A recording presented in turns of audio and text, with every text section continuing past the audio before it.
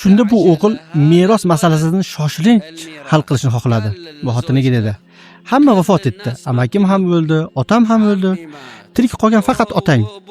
Xotin unga javob berdi: "Umrlar Allohning qo'lidadir.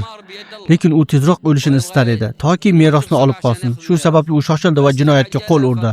Tunda u o'z amakisini o'ldirdi, keyin jasadini ko'tarib Bani Isroil mahallalaridan biriga olib borib tashlab ketdi. O'sha paytda mahalla ahli uxlab yotar va hech narsadan bexabar edi. So'ng u tunda uyiga qaytdi.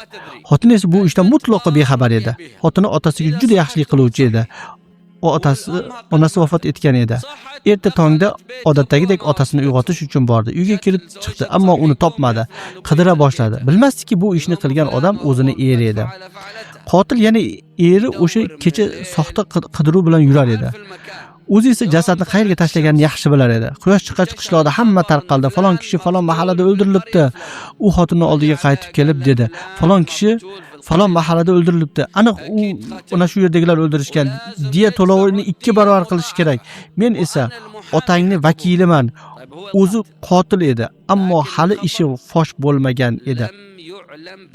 So'ng u g'azabini namoyon qildi. "Bu mening xotinimning otasi, bu meni amakim.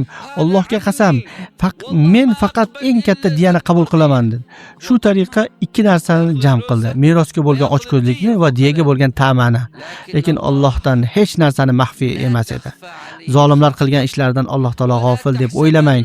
Odamlar musibat ustida yig'ilishdi, dedilar: "Bu musibatda bizga Musodan boshqa chora yo'q. Uni oldiga boramiz, u Robbisidan so'raydi. Qotilni bizga oshkor qiladi va biz unga qasosni qo'llaymiz. Jonga jon" dedi. Tavrotda ham mana shunday kelgan deydi. Shunda ular Muso alayhisolamning oldiga bordilar: "Ey Muso, bizga hozirroq ayt, bu odam kim o'ldirdi?"